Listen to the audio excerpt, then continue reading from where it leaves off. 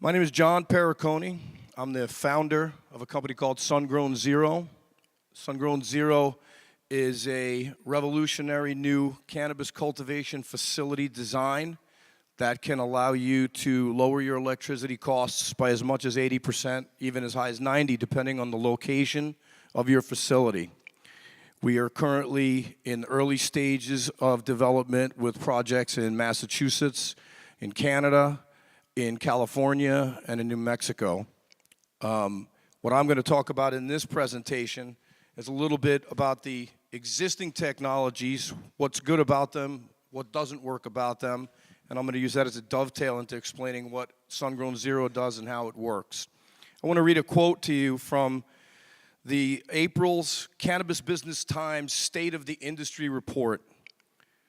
Quote says, "It's no secret that pest control is the bane of many cultivators' existence. An outbreak has been known to destroy entire crops, taking with it revenues in the hundreds of thousands of dollars and sometimes even more.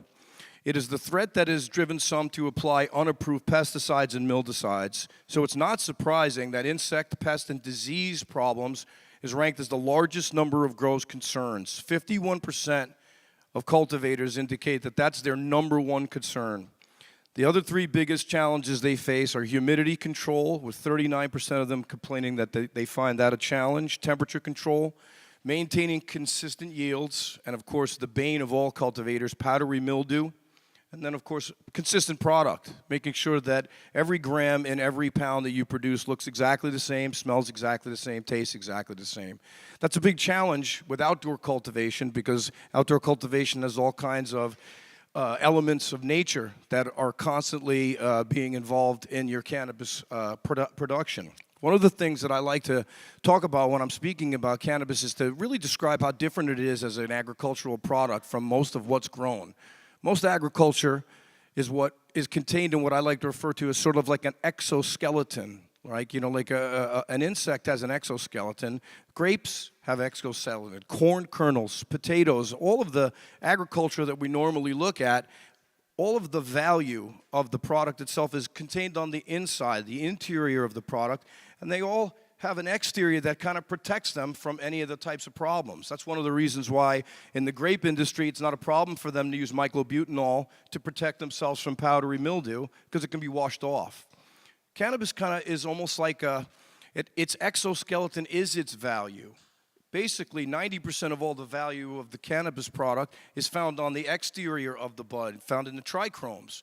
And not only that, most agriculture is a water-based product. Most agriculture can be processed using water, but cannabis is not. Cannabis needs to be processed using harsh chemicals and oil-based derivative chemicals because cannabis, most of its production is in oil. The resins and the trichromes are oil-based.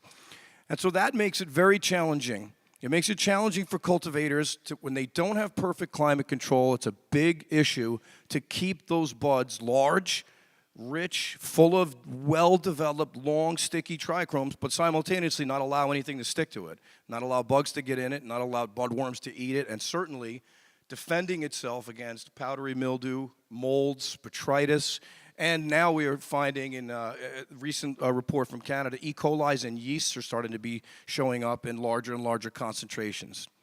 So my experience in the industry, I've been a cultivator since 1996. I was growing in a bedroom in my apartment when I was a college student at Berkeley. I got back into the industry in 2002 and started to do a lot of work investigating how cultivation was being done. I became known pretty much as a tinkerer. I was constantly changing my approach, trying to increase efficiency, searching for a way to do exactly what I'm talking about here, create a consistent product that's at the highest quality possible with the least amount of expense that you can put into it. And that led me to redesign my garden almost every year for 15 years. My friend Pun was there when I did some of them. I sold that farm in 2016, in March of 16, and I began searching for a partnership with a company, with a gentleman that I met actually at a New West Summit in October of that year. Dr. Cachet is the co-founder of SunGrown Zero, and he created and built and ran a test facility that is the heart of the data that we use to drive our product, and it's the place where we prove the concept. But before I get deeper into SunGrown Zero, I want to talk about the industry's designs that exist today. There are 3 primary cultivation facility designs that are being used today. The first one I want to talk about is mixed light greenhouses. Mixed light greenhouses make up a very large percentage of the cannabis cultivation that's being done in Canada primarily, because they're very experienced with mixed light greenhouses there. Ontario is the breadbasket of Canada. One of the things that happens with these mixed light greenhouses is they do a really good job of bringing sunlight to the plant. So they're having a very effective photosynthesis driving situation with the sunlight that they have. The bigger problems that they have is that we know that the term greenhouse gases actually comes from that industry. Greenhouse gases are a rampant issue in cannabis production in particular. Greenhouses are perfectly suited for hothouse flowers. They're perfectly suited for different types of vegetables. But as I said before, for cannabis, with all of its oily resins and trichomes on the exterior of the plant, if you have a rampant heat and humidity issue inside the facility space, you're always going to be facing the possibility of failure. And with greenhouses being open and so large, hundreds of thousands of square foot, even some of them now I'm seeing are 1 million square foot open spaces, one failure could be a potential catastrophe in those greenhouse spaces. And in fact, we know that mixed light greenhouses have the highest incidence of failure in the industry, particularly the ones that are using light deprivation fabrics, right? So light deprivation fabrics come on 12 hours into your flowering cycle, and they cover the plants from the sunlight. But they also trap humidity and heat inside there, and it's a big, big issue, as we've all seen with our light deps. If it's too hot outside and you cover your plants up, you're running into big problems. And so even though they can be inexpensive at the build-out. Probably most guys will tell you that the greenhouses, the large-scale greenhouses, are the least expensive ways to build from minute one. Their cost per grams are very high. Their HVAC loads are tremendous. They have a lot of maintenance issues, both with replacing the light bulbs that they're using. Almost all of them are using 1,000-watt HPSs, although I am seeing some now with LEDs. But they have to have a lot more LEDs, and they also have to have them lower, and it interferes with the canopy a little bit. But with that high rate of failure, your COG is going to be very, very comparable to your COG for indoor, and that's what Canada has proven. That your HVAC loads can be just amazing. And in a place like Canada, they actually find that it can be too cold for the HVACs to work properly. They're beginning now to build them with the HVACs inside their own buildings. So they're having to build a building for their HVAC system to protect it from the elements. So the other problem with the mixed light greenhouses, the ones at large scale, is they primarily are being built in agricultural zones now, like where traditional agriculture is being implemented, grapes or whatever, tomatoes. So that creates a second path of breakdown for the mixed light greenhouses. Because they're in areas where they're using traditional agricultural technology, and in particular, with food-grade products, tremendous amounts of pesticides and mildicides are able to be applied liberally. And so the mixed light greenhouses end up having to have closed-loop HVAC systems. They're not even allowed to open up the roof to let out the heat in the middle of the day, which really puts a tremendous strain on the plants themselves and on the facility's electrical and HVAC system. All of these things add up together into creating what I call a nightmare for the cultivator, a nightmare of heat and humidity that almost never is gone from your life cycle of the plants. So you're always facing the very risk of just catastrophe, and it only takes one, really. We all know guys that are growers, they lose one crop, you could lose your property one time. And with these giant greenhouses are being built for tens of millions of dollars, the pressure on the cultivator to get that operation up and running without failure at minute one is sky high. The second one I'd like to talk about is indoor vertical LED facilities. Kind of a newer thing. We've been seeing it maybe in the last 4 or 5 years. They're starting to pop up more and more. As the LEDs themselves have become better at driving intensity and driving photosynthesis, more and more people are taking the leap of faith and trying to do what they're calling almost like a microgreen approach. So you see racks like you would at Home Depot, and you just have a LED arrays above each rack. And what that allows you to do is you have a warehouse with a 25-foot ceiling. You can have 8 crops at one spot, and you can increase your square footage production. But at the same time, your electricity costs are going through the roof because the last time I looked, the very best LEDs now are coming in at 600 watts. It wasn't that long ago that they were 200 and 250. So I don't think it's going to be long for cannabis cultivation until we're going to see 1,000-watt LEDs. And if you're going to do 1,000-watt LEDs, then what are we doing here? Then your square foot electricity cost is going to be the same as doing a double-ended Gavita. So they can produce a lot of cannabis per square foot for sure, but their energy efficiency is lost, obviously, because they're just stacking lights. Artificial lights are your driver. And secondarily, because the LEDs still lack that superstar driving, photosynthesis driving intensity, the canopy has to be fairly close to the LEDs for them to work effectively. And what that means is, in a stacked facility, you've got the heat that's coming off of those LEDs is going right up through all of your plants. What is the heat doing? Heat creates the conditions that the plants are going to transpire faster, they're going to transpire more, they're going to create pockets of humidity, and you're going to face the same problems. You're going to have mold and mildew issues, or you're going to have to cheat and figure out a way around it. Repurposed buildings, they work fine, but again, it's a system designed with a built-in flaw, and that's what I'm really talking about. We've got 3 designs that I'm going to cover, but each one of them comes built with a design flaw. I like to say it's a werewolf in the room. You've built your facility, and there's a werewolf that lives in it. You don't know who he's going to kill, and you don't know when he's going to do it, but he's going to. At some point, somebody's going to get their head ripped off. So at some point, one of your rooms or one of your crops is going to face catastrophic failure because inherent in the design is added heat and added humidity, which are the death knell for cannabis growers. The final one, I'm not really going to spend a lot of time on, because I believe that 1,000-watt HPS facilities are a twilight industry. I think their lifespan is going to be counted in less than 5 years. It's going to be impossible to produce enough cannabis per square foot to offset the gigantic cost of up to 150 watts per square foot to produce whatever you're producing. If you're producing 3 pounds, if you're putting 3 pounds of light, which how many guys are doing a large-scale facility doing 3 pounds of light with any consistency, it's almost impossible. So those numbers are going to be, they're going to really be driven down. And guys that are clinging to, or worst case, guys that right now are building and designing HPS facilities, I've talked to several of them, they regret it already. They're in operation for 3 months. They cannot believe what their electricity bills look like. It's the highest cost facility designed to build at the front end of it.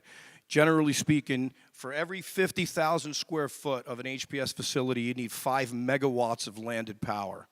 You also are going to need something in the range of $2.5 million worth of backup generators, and those backup generators only operate at 20% of your power load. So when the power goes out, you have 5 days on your backup generators before you're going to lose crops. These are all built-in flaws. Indoor cultivation using 1,000-watt bulbs came about in the dark ages of the outlaw world of black market cannabis. It was the direct response to camp flying over the Humboldt County and the Emerald Triangle growers and spotting them from the air. The first thing they did was they tried camouflaging. The second thing they did was they went in the woods and they built racks and they put in 50,000 and 100,000 watt generators and they grew in the woods under these 1,000-watt bulbs. We've done very little to increase or refine that application. All we've really done is put it in a more expensive and prettier package. But the HVAC load to drive those 3,400 BTUs per light for every second that they're on is just as massive as the electricity load. So we're talking about a twilight industry. And one of the things that SunGrown Zero is doing is we're working with cultivators that are currently using 1,000-watt HPS facilities, and we're going into them and we're working with them to do a retrofit. Take their 1,000-watt lights and replace them with our product, which is our strategic partner, Solitube. Solitube has been in the industry of bringing daylight into indoor environments for almost 30 years. If you've ever seen the photographs or the video of the ski resort that they built in Dubai, I'm sure most of you have heard about it. They built an actual ski resort with real snow in Dubai. And the lights that they use are SunGrown Zero sky vaults. They're the Solitube sky vaults, the exact same ones. Why? Because they're able to bring 99% of the full color spectrum of the sun into an indoor space with no heat transfer. The infrared and the UV are prevented from coming through the polycarbonate patented technology, so all you have is photosynthesis driving natural sunlight. Interestingly enough, that's not why they came up with that 99% reflective material. All Solar Tube was trying to do was be the industry leader at bringing daylight into indoor spaces for people. They primarily work in giant warehouses, and most of their work is with schools. Studies have shown that children who study in classrooms that have natural sunlight in them perform better across the board in all sorts of tests. They behave better, they have better healthy attitudes. So Solar Tube is primarily working to bring daylight to human beings. It was an accident that they happened to design something that actually can grow plants. And they started to get testimonials from customers who would say, in my kitchen, I've got a house plant in the window that climbs up the wall and across the ceiling and circles the sky vault that I have in my kitchen. And I have to keep cutting it back, and it won't go out the window. So my partner, Jonathan Cachet, saw an advertisement about 4.5 years ago, and it had a photograph of something like that happening. And he just had his little light bulb went off in his head. He said, wait a minute. He's been a cultivator. He's a scientist. He reached out to Solar Tube. He said, I'd like to do a study. If you'll provide me with some of your products, I want to do a study and determine if I can use this product to make an impact on the environmental disgrace that the cultivation of cannabis in the commercial environment has become. With the massive amounts of energy being used, Jonathan came up with a system. It took him 3.5 years of R&D to refine. We use the state-of-the-art, supplemental, variably controlled, full-color spectrum LEDs. We use the largest Solar Tube product. It's called a Sky Vault. We have our proprietary IP and computer software that drives the automatic controls of the light, allows us to maintain a perfect light recipe for 12 hours a day, 365 days a year in an indoor environment, which means we have the best of the outdoor world, full color, full power sunlight, and the best of the indoor world, perfect climate control combined together. Additionally, because we're cultivating with natural sunlight, we're growing full cannabinoid and full terpene expressed cannabis. Whichever strain you're choosing to grow, it's going to grow the best under natural sunlight in this controlled environment. Now, we have and it's funny because so many people tell me that my elevator pitch is too complicated. My elevator pitch has like 7 different things about it that make a difference. Business resiliency. You lower your electricity by as much as 80%, you have a massive competitive advantage over your competitors, a massive advantage in the marketplace. Additionally, you will have the ability to control your costs because you're not going to be subject to electricity spike impacts. You're not going to have this massive megawatt landed power on your property that you're going to be responsible for maintaining. You're not going to have gigantic massive multi-million-dollar backup generators that you're going to need. In fact, we're working on a facility design right now that will be 100% no electricity used. We're working with a state-of-the-art battery manufacturer out of Canada that has a battery that can run, excuse me. He has a battery that can run our facilities using small solar arrays on the roof alongside of our Sky Vaults. So basically, we'll be able to build standalone facilities off the grid that are going to be commercial cannabis production. Commercial cannabis production numbers 50 to 60 grams per square foot, 5 harvests a year, just like any other facility, 100% no electricity use. Now, that won't happen in the East Coast, obviously.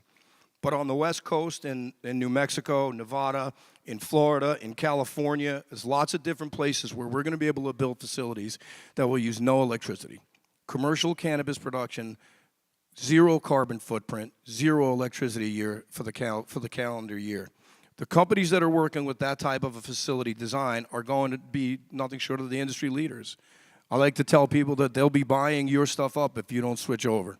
You got a very short amount of time before the price of cannabis gets so low that you're just not going to be able to do it using these expensive, pardon me, I'm losing my voice a little bit. You're not going to be able to do it using these very expensive operating systems. Your OpEx numbers are just going to drive you into the ground. Not bad. 21 minutes uninterrupted. I guess I am a big mouth. Does anybody have any questions? I'm sorry? I can't hear what you're saying. I have some photographs. I have time-lapse video of growing cannabis in our R&D facility. I have some architectural drawings that I can show you. The internet's down. I can't do anything. Yes. The website's currently down. We're redesigning it right now. But I can show you some here. Malik.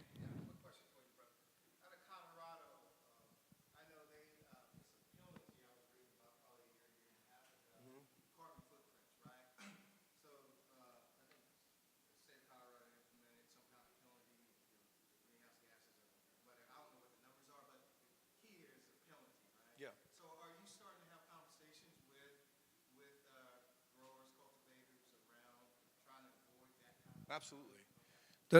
So you're talking about the high energy use penalty. What they're getting, and that's prevalent. That's not just in Colorado. In the way they do it up in Canada is the worst way. So they set up. So this guy that I was telling you about, the 50,000 square footer with the 5 megawatts. So Health Canada required that the landed power that was brought to the facility had to be 20% more than the max, so that if they ever did any improvements or additions or upgrades, they didn't need to have the power come back a second time. Okay, that makes sense. On the back end of that, Health Canada said, not Health Canada, but the hydropower guys, they said, every single watt of electricity that you don't use out of that 5 megawatts, you're going to pay 3 times the rate for it. So if it just comes into your facility and sits there, instead of it being 11 cents, it's going to be 34 cents. So that's a different way to do it. The states are now implementing carbon taxes through your electricity bill. And so you'll have whatever your number is, and they'll go, here's what an energy density for that type of facility should be. Whatever you're over it, you're going to pay 2 and 3 times the electricity for the watts of that electricity. So Massachusetts is the first state that came out with an energy density regulation tied to cannabis production. So in Massachusetts, you cannot have an energy density in a commercial facility, and I think the size is at 5,000 square foot and up. You can't have an energy density requirement above 36 watts per square foot.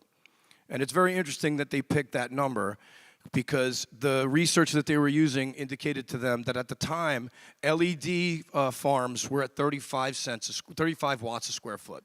So they gave you 1 watt extra.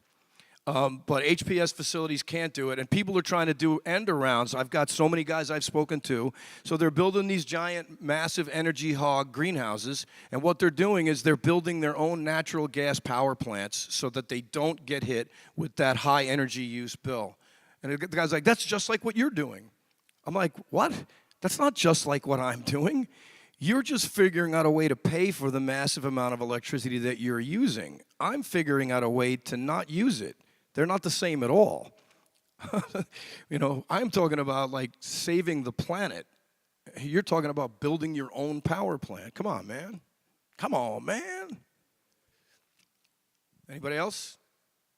Questions from the back, the late arriver?